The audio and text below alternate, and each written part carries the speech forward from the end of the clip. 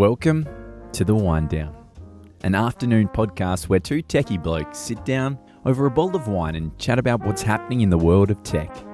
Enjoy while Scott and Nick open up about their week in technology.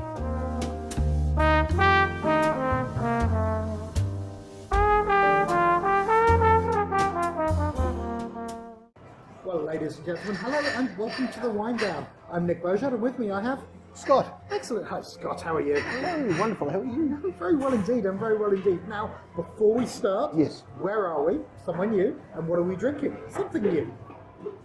Correct on both accounts.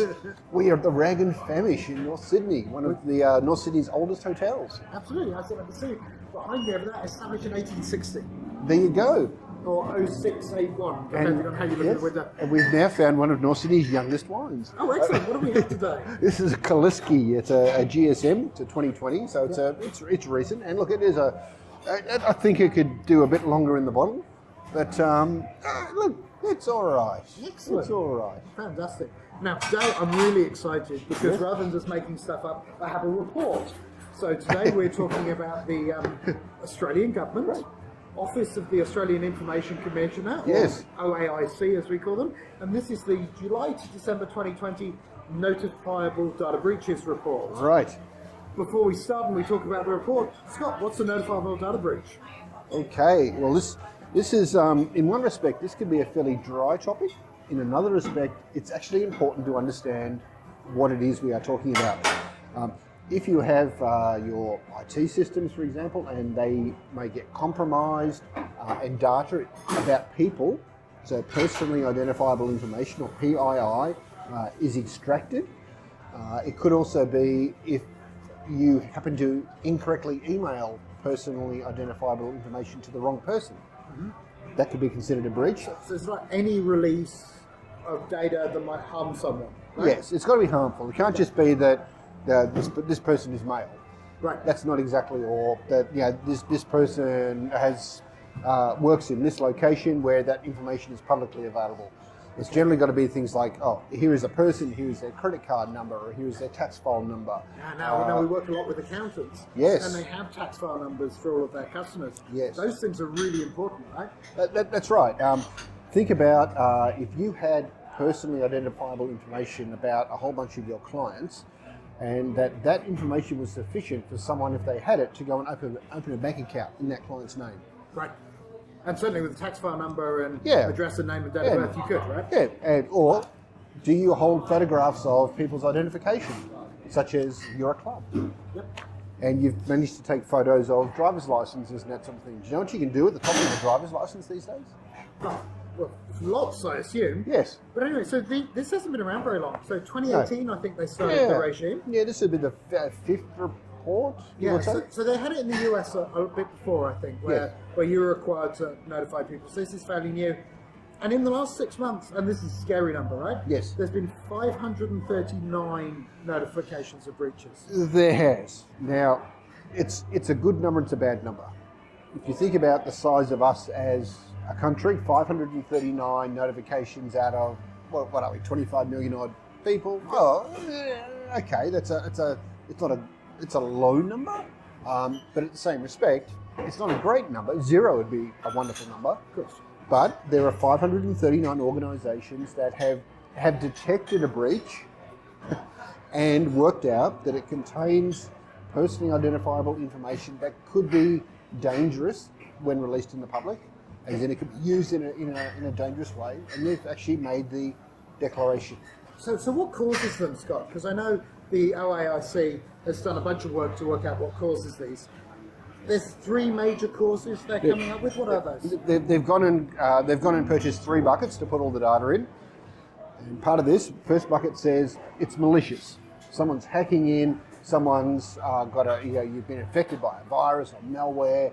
You've gone to some website that's managed to do something. You've answered one of those random phone calls that says, "Hello, I am from Microsoft. I've detected a problem with your computer.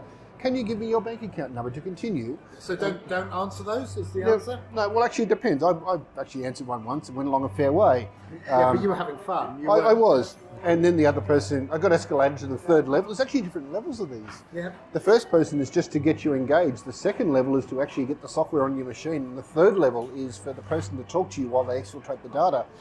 The third level person got very upset when he realised that I wasn't actually a real target. Yep. Because I was affecting his ability to do his job. It's amazing, isn't it? It's a commercial. These things are commercial. It is a commercial business. Yeah. When you think of malicious or criminal attacks, you think Yes. it's not just some teenage guy in his mum's basement. It's actually professionally run commercial organisations making money. Yes. And I think I perhaps made one person upset once when I could hear they were in a call centre doing this out of whatever country they were in, and I could hear there was a lady behind them on another phone just reading the script a bit better than this person was. And I said, look, you understand this is an evaluation, and the person behind you, I can hear them. They're actually doing this job a lot better than you are. You know, you're not going to go well. And they actually started to get quite upset. I can understand So that. clearly there's some pressure on people to actually perform these things. Anyway, So 58% malicious or criminal attacks. 58% of all the reported attacks, yes, were some sort of security intrusion or malicious attack of some sort. Now the next bucket. The next bucket is the troublesome one. 38% were human error.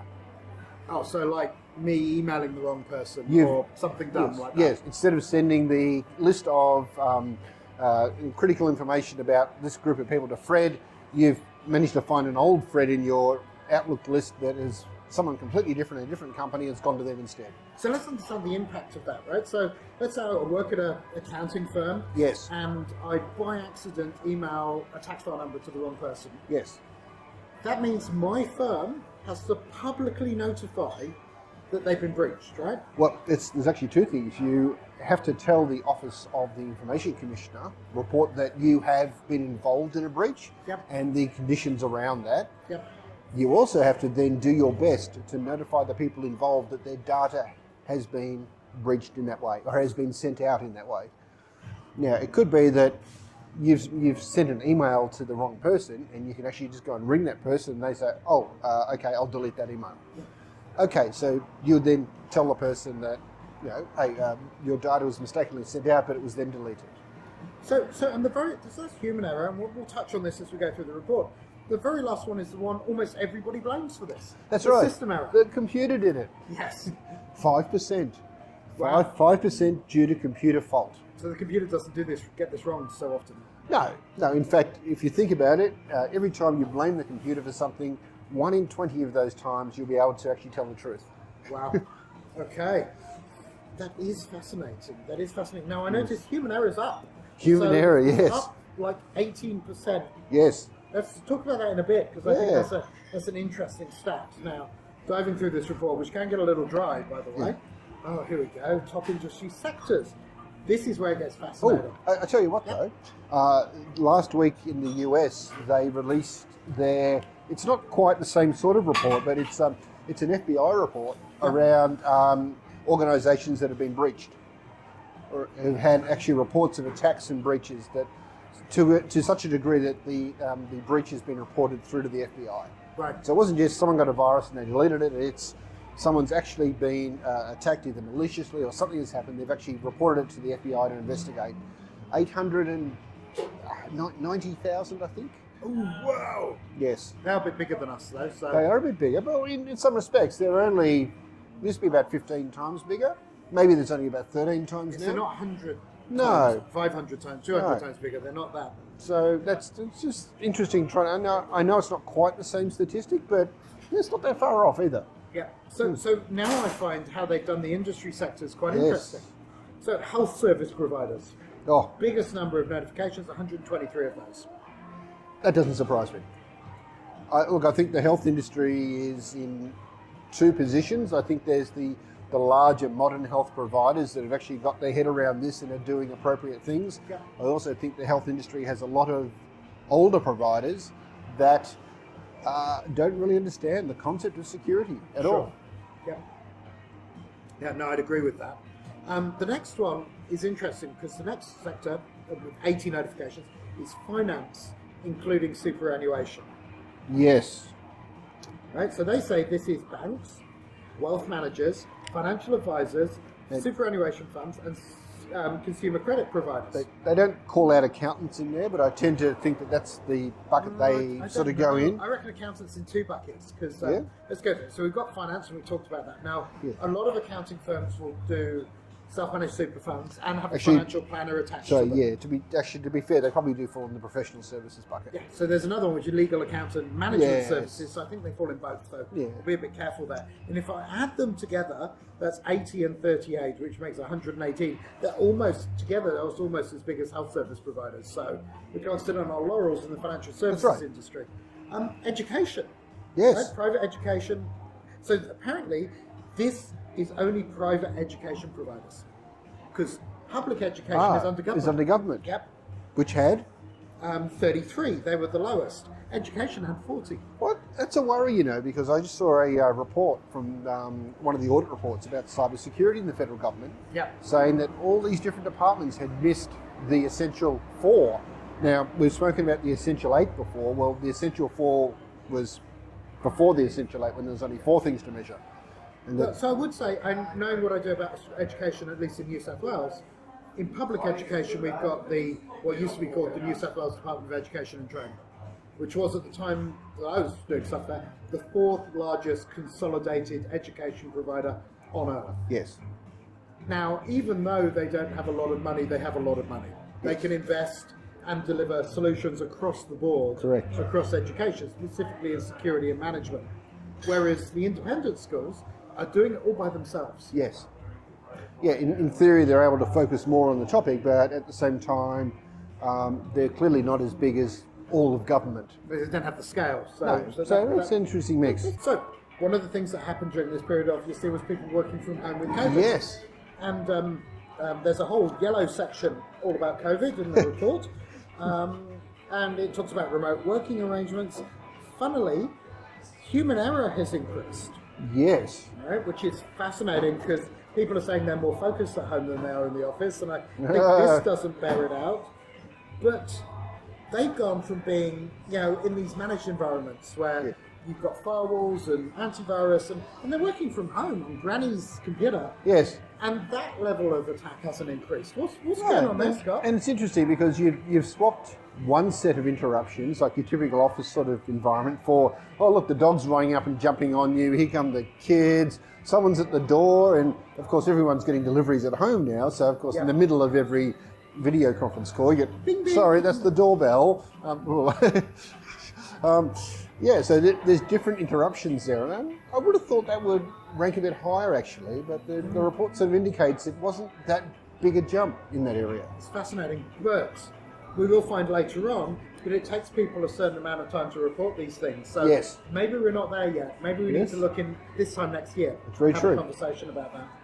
So, number of individuals affected by breaches. Well, luckily, one person, that's 164 reports. Reports. Yes. And just so to put that into perspective, that could be the one email with personal information about an individual person that's just gone to the wrong target address or something like that. 3 reports of 1 million to 10 million people. Well, clearly that's a breach of some sort. That's a hacker where someone's gone in and extracted the entire database. Yeah. It could also be, hey, we lost our backup tapes. Could be. That's interesting. Now, this is where, for the first time, the OAIC is starting to talk about managed service providers. So just so the audience understands, Scott, what's a managed service provider? Because you are one. Well, it's very true. So a managed service provider is someone that at a broad level comes and looks after all of your IT and makes it all work, and generally for a fixed monthly fee, it'll be all taken care of for you and you can just get on with what you do. Mm-hmm. This is now talking about what role do managed service providers play in data breaches? It's almost like outsourcing IT, aren't you? Well, it is. Look, a true managed service, when done properly, you're not just a bill that gets paid every month. You're actually integral to a business. You are working with the business to help them achieve their goals, whatever those business objectives are, and looking at ways to implement IT in more advantageous ways. So who's responsible for the breach? The customer or the MSP? Well, this is where it depends. And look, responsibility is always a shared thing. You can never say I abdicate all responsibility on something very well. Everybody's got a foot in this game. So I'm gonna put an accounting lens on this if I can. Yes. So accountants have liability limited by a scheme introduced under the Professional Services legislation. Yes. When it comes to breaches, though, let's say I'm an accountant who runs all my IT in-house. It's Yes. pretty obvious whose fault if Yeah. something goes wrong. If I've got an MSP involved and I'm an accountant and they're running my IT, A, whose responsibility is it? And B, from a liability point of view, whose responsibility is it? Well, look, I think the responsibility always has to rest with the business owner. Yep. Because at the end of the day, even if there's an MSP involved, they would have been the ones that engaged the MSP. They've got to take responsibility for their own actions in that regard. That's not to say that they may be directly the ones that cause the problem. No, I don't think Okay. we're saying Yes. that at all. We're saying, where do Now- you have to look for liability, Yes. not whose fault it was? Now, a couple of things. MSPs generally should have professional indemnity insurance against mistakes that they make. Because as we said, look, 5% human error, and 38% human error, Yep. they could make a mistake. But I would say, like, looking at professional indemnity and public liability insurance, they're around the $5 to $20 million mark. Sure. If I'm an accounting firm with 1,000 tax-paying entities, there's hundreds of millions of dollars potentially at risk there. You would have to demonstrate that that was reality. You would actually have to demonstrate, I think, and I don't know what the formulas are that work that sort of thing out, but look, in some respects, we've seen Facebook get hacked and 50 million email accounts go out and whatever. You probably have to really show and prove that that particular breach resulted in something. Yeah, sure. And it's hard to differentiate sometimes. There is one thing amongst all of this though. There is a difference between, and this is it's a discussion point in the IT industry at the moment. Managed service providers that say, let us take care of that for you. We'll work with you and we'll show you what we're doing, but we'll put in decent solutions that are affordable within the type of business that you are to protect you against the known issues that, the key issues. Yep. You're never going to be 100% protected. Yep. If we've got nation states out there with 1,000 trained hackers in a room, no copy of antivirus is going to get, stop that. I was going to say, if you're an accounting firm, you're actually a target. You're what we call a honeypot. You are, yes. And so, people are going to look at breaking into your premises probably earlier than they are going to look at a targeted malicious attack. Yes. But malicious attacks aren't targeted anymore. You buy one and target thousands. They're automated, and this is the whole thing. It's no longer people; it's an automated thing against an industry. So there is a difference there between the MSP trying to do their best, but also the IT provider saying, you should be doing this, and this to protect yourselves, and the business owner going, well, that looks expensive. Now just give me that option, thinking they're safe. It's no longer the case anymore. It's like only put one tire on my car because those other three just sound expensive. And gee, it's a bit of a rough ride, isn't it? It sounds like we're dragging a bit. Like I say, there's an accounting firm I was talking to, and lovely firm, and known the senior partner for years, so I won't mention them. But years ago they bought a really big server that he managed to get secondhand and runs all his stuff on this server, and I've been trying to encourage him to get to the cloud, and one of my conversations has been, if you look at the Microsoft clouds, they've got hundreds of people engaged looking at security the whole time. How many people do you have in your practice? And he goes, well, no one. And then I said, if I can get physical access to a hard disk, I will have all the data around, almost guaranteed. So I said, do you have a back-to-base alarm system? He said, yes, I do. And I said, that's brilliant. How long from when your office is breached to somebody turning up? And he goes, 20 minutes. I went, you think I can't go in there, remove the hot swappable disks, and be out of there within 20 minutes? If I really wanted your data. He goes, yeah, but I'm a suburban accountant, so how do you care? I said, well, you're a suburban accountant. Go through your client list and look at their assets. Right? And I'm sure most of your clients, 99% of them, they'll be legally gained, proper grown-up, protected assets. Yes. There'll be clients out there who will be on the grey side of what's going on, where that's at risk. And it's not hard to find out who an accountant is. And suddenly you're at risk as an organisation. So you should think about how it affects that kind of stuff, right? There's definitely a physical security layer in amongst all of this. Yes. So then we get to time taken to notify the breach. That's interesting, actually. I was looking at those figures and... Not too bad. Oh, well, yeah. I mean, some of these organisations looks like it's taken a couple of months before they've worked out they've been breached. 75% of organisations notified within 30 days. Well, yeah, that's still saying 25% are greater than a month before they've worked out they've been breached and had to notify. Some of them are bigger than 3% bigger than a year. Well, clearly, if someone's been in your network for a year, copying your data and whatever else, you're in big trouble. Yeah. So, and it also depends where you find the breach. So, yes, timely notification is critical because the longer you leave it, the less can be done about that data going missing. So that's important. So that's time. Now we're going to talk about the types of breaches. Let me dive through because I know this is interesting for Scott. Yes. Right, here we are. This lovely graph. So, talking about attacks. Yes. Breaches from malicious or criminal attacks, because those are the interesting ones. A cyber incident. Yes, and a cyber incident where it's not that someone has come in and tried to get you to type your own details in, like, oh, your password has expired. Please type your new password here on this website and I'll reset it for you. Yeah. Which, strangely enough, still works quite a lot. These are you've been attacked through some particular mechanism, and of that cyber breach, data has been extracted. Yep. Now, of all those cyber breaches, 58% of all cyber attacks relate to credential-based issues. Login passwords. Login passwords, like... Can you fix that by turning on multi-factor authentication just like that? You can. Wow. You can, and you think people would. You would really? Yet the number of people that are not using multi-factor authentication, which is more secure now than your actual password. Yeah. You might as well not have a password. And just have multi-factor. Because at least you're carrying the multi-factor code with you. So phishing attempts, where they're saying, hey, send me your credentials, and people are responding. Yep. Or people are saying, hey, can you pay this invoice? It's overdue.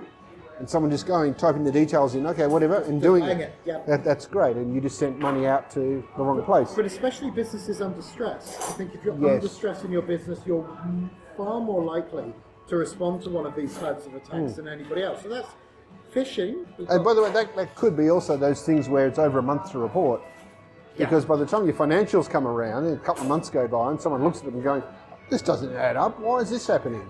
And you start going backwards and finding out that, oh, you're paying invoices to the wrong person. So I did notice malware or viruses, Yes. it's only 7%. Yes. It's actually, everyone says, I'll fix it with antivirus, or I'll buy a Mac and I don't need antivirus. Yes. Only 7%, right? It's not as common these days to get attacked via malware in a general form. But it's the stolen credentials, phishing, ransomware, that kind of stuff. Yeah, it's a lot more detailed. And even when we see that malware attacks have occurred, it's usually a lot more than just someone's gone to a website and been affected by something. There's usually a lot more to it. So I understand. So we're coming up on time for the WineDown, and we've covered an absolute ton in this one. I'm sure there's a few more, but I think we've covered the major points. Wrap it up, Scott. Yeah. Right? Look, this report, what should businesses do? What should they think about? Where should they focus? And look, I'm going to come back to the essential 8 here. It's not the world's most comprehensive list of security by any means. It's 8 simple things that, when done at an appropriate level, and it's all documented and it's available for free. Well, the description of what to do is available for free. It protects you against all the basic sort of stuff. And you know what, whether you're a small business or a big business, if you get breached and you have to go back to your shareholders or whoever or stand up in front of the world and say, hey, I got breached because this nation state went and broke through all my defences and did that, and realistically there was no way we could have stopped that. Yep. People are going to be very sort of understanding of that, going, well, look, you did the right sort of thing. I get it, you've been attacked. If you go up there and say, well, we bought this old copy of antivirus because it was free on the internet and no one actually thought that anything else would be necessary, you're going to look dumb. Yep. Saying, look, hello customers, we lost all of your data because we didn't want to spend $1 on an antivirus product. There are levels here. You don't lock your house, you leave the windows open, you put a big flashing sign saying, no security here, please come and steal from me. And then you wonder why people come and steal from you. Yeah. Yes. versus, of course, the person that puts a fence up, locks their doors, puts some security cameras, or just does some basic stuff, and all of a sudden they're relatively well protected. You're right. Cool. Don't be the one with the flashing neon lights. Don't be the one with the flashing neon lights. And I think we will. You've got one more thing, as you always do. I'm just saying, Essential 8, cyber.gov.au, cyber.gov.au, search on Essential 8, EIGHT. It's there. It's a 2-page document. One page describes the document. The other page is the document. Cool. Okay, it's simple. Excellent. We'll go look at that one. Scott, once again, thank you so much for that. I hope that's been fascinating. As always, please like, subscribe, and tell us in the comments what type of videos or audio or podcasts you'd like to see. Or wine. Or wine, in fact. Yes, mention some wines. That'd be interesting. Do appreciate you watching or listening along, and I hope you have a fantastic day. Thanks, Scott. Thanks, Nick. Thanks, everyone. Bye all.